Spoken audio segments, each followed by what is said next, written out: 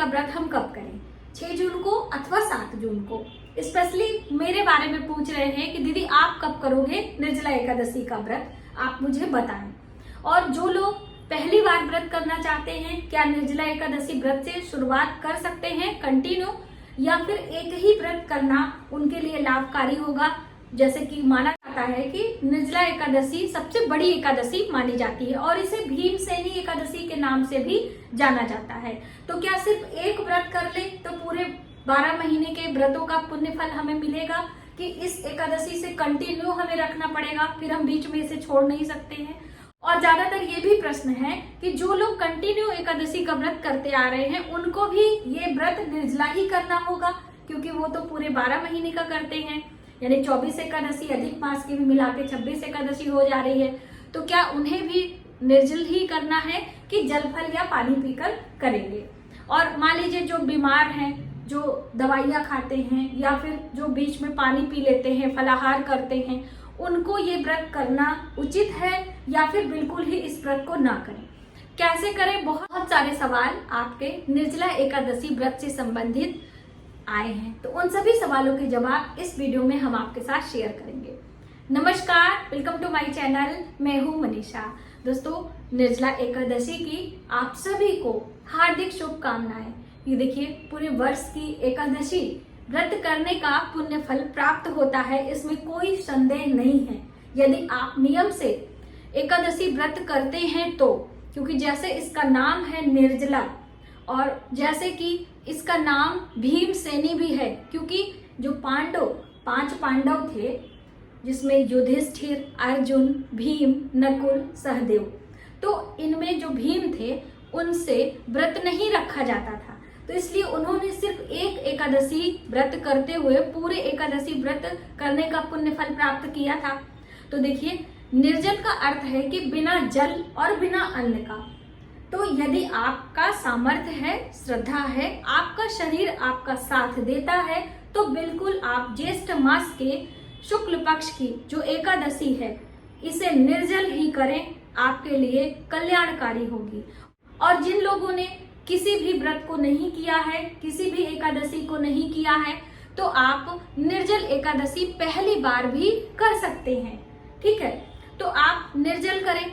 अब ज्यादा ये सवाल है कि जो लोग कंटिन्यू करते आ रहे हैं उन्हें कैसे करना है। तो देखिए, कंटिन्यू यानी 12 महीने की कर रहे हैं, 24 एकादशी अधिक मास की, 26 एकादशी हो गई, तो आपको भी प्रयास तो निर्जल ही करना है। ऐसा थोड़ी है कि आप जल फल लेकर करेंगे।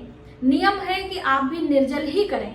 यदि आपसे नहीं रहा जाता है तो ऑप्शन में है कि आप जैसे अन्य एकादशी करते थे उस तरह से इस एकादशी को भी आप कर सकते हैं। ठीक है, अब ज्येष्ठ मास की जो ये एकादशी है इसमें कंफ्यूजन है कि 6 तारीख को करें या 7 को करें।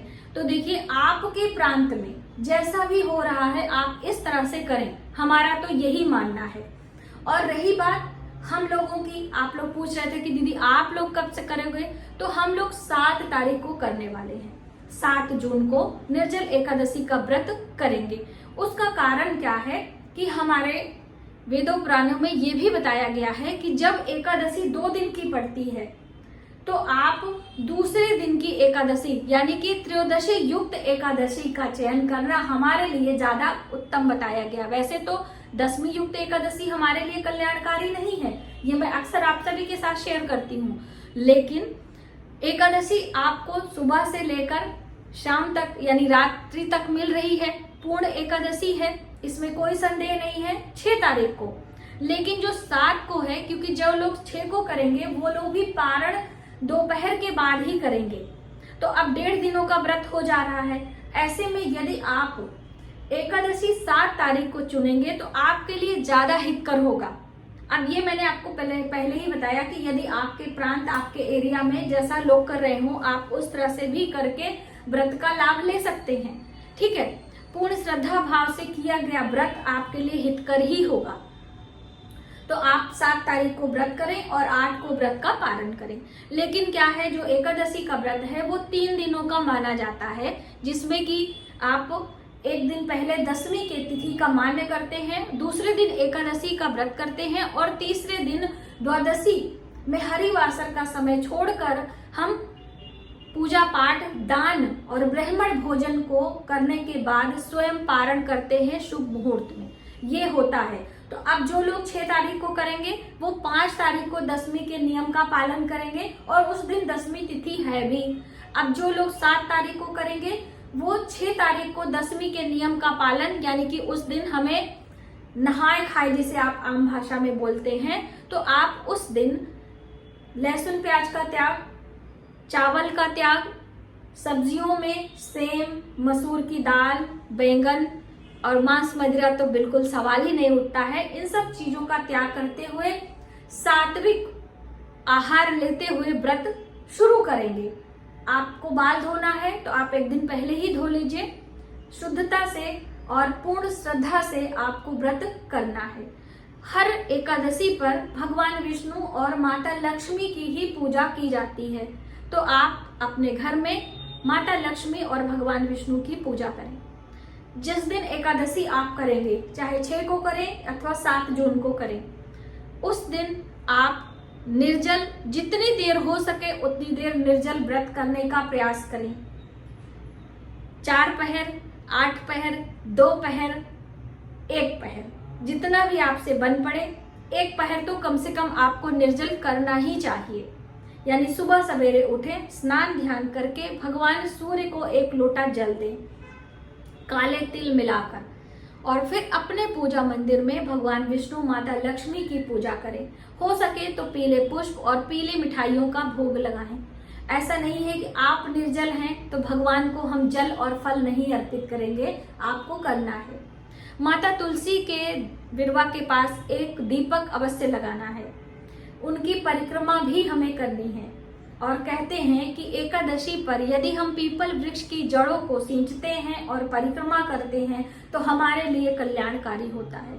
तो यदि आपके घर के आसपास में पीपल का वृक्ष हो तो आप अवश्य 1 लोटा जल जड़ों में सींचें और कच्चा दूध और मिश्रित मिला हुआ जल जो होता है, यानी मीठा जल जिसे आप कहते हैं, वह आपके लिए ज्यादा हितकर है। तो आप सुबह सवेरे, अक्सर बहनें पूछती हैं कि पीपल में जल सींचने का समय क्या है, तो देखिए समय सूर्योदय से पहले का है।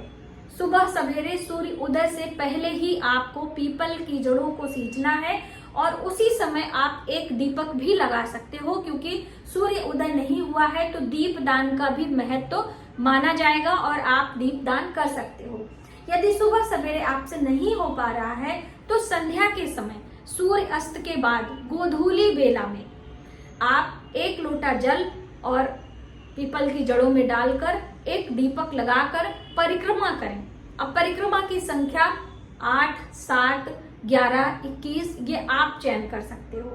और भगवान विष्णु के मंत्रों का जप और विष्णु सहस्त्र नाम, भगवत गीता का पाठ, गीता के 11वें अध्याय का पाठ जिसमें भगवान विष्णु के विराट रूप का दर्शन है, आप वो पीपल वृक्ष के नीचे या अपने घर में, पूजा मंदिर में, कहीं भी आप जप कर सकते हैं। जैसा कि निर्जला एकादशी सबसे बड़ी एकादशी मानी जाती है, तो इस दिन हम ज्यादा से ज्यादा पुण्य करते हैं, ज्यादा से ज्यादा त्याग करते हैं, अन्न और जल का त्याग करने का प्रयास करते हैं। और दोस्तों, यदि आपका स्वास्थ्य अच्छा नहीं है, आपसे बिल्कुल भी नहीं रहा जाता है, आप दवाइयां लेते हैं, आप बिल्कुल बिस्तर पे हैं, तो कोई व्रत करने की जरूरत नहीं है।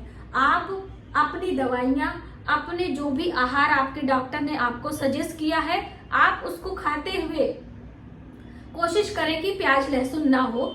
उसके बाद आप मंत्रों का जप बिस्तर पर लेटे लेटे, बैठे बैठे भगवान का ध्यान करें। वृद्ध, बालक और बीमार पर कोई नियम नहीं लागू होता है किसी भी प्रकार का, ठीक है। अब दूसरी अहम बात, जो लोग सिर्फ एक एकादशी व्रत करके पुण्य फल लेना चाहते हैं, उन्हें अधिक तपस्या करनी होगी, उन्हें बिल्कुल निर्जल रखना होगा। यदि आप एक ही रखना चाहते हैं तो नियम तो यही कहता है कि पूरे वर्ष की एकादशी व्रत करने का पुण्य फल हमें प्राप्त होता है यदि हम ज्येष्ठ मास की शुक्ल पक्ष की एकादशी को निर्जल यानी बिना अन्न और जल के करें। लेकिन आपसे नहीं रहा जाता तो आप जल फल लेकर कोशिश करें जितनी देर हो सके 2 पहर 3 पहर निर्जल करें, उसके बाद जल फल ले लें और व्रत करें, लेकिन व्रत अवश्य करें। और दान का जो समय है वह दूसरे दिन आप पूजा उपासना करके एक थाली भोजन बनाकर किसी ब्राह्मण को जिमाकर कर सकते हैं। देखिए, थाली भोजन में आप सात्विक यानी बिना लहसुन प्याज की सब्जी, कोई मीठा और पूरी बनाकर ले जाकर खिला सकते हैं। और कभी कभी हमें नहीं मिलता है तो हम गऊ को भी खिला देते हैं, कोई फल ही खिला देते हैं। बिल्कुल आप सफर में हैं, कहीं ऐसी आफत आपके विपत्ति आई है तो ऐसे में कुछ दक्षिणा निकाल कर हम अलग से रख देते हैं और फिर दूसरी एकादशी पर कोई चीज खरीद कर हम किसी ब्राह्मण को दे देते हैं। ऐसा भी करके आप पुण्यफल प्राप्त कर सकते हैं। दोस्तों, नियम बहुत कुछ हैं, लेकिन पालन हम जितना कर पाए उतना ही बहुत है। और देखिए, अभी भी मैं इस बार तो एकादशी का व्रत हमारा यही महाराष्ट्र में होने वाला है। तो देखिए हम कैसे करते हैं और कहाँ पर मुझे पीपल का वृक्ष मिलेगा, ये सब चीजें मुझे ढूंढनी पड़ेगी। तो आप में से किसी को पता होगा तो प्लीज हमें बताइएगा, और कौन से मंदिर हमें जाना चाहिए ये भी बताइएगा। तो आज की वीडियो में बस इतना ही।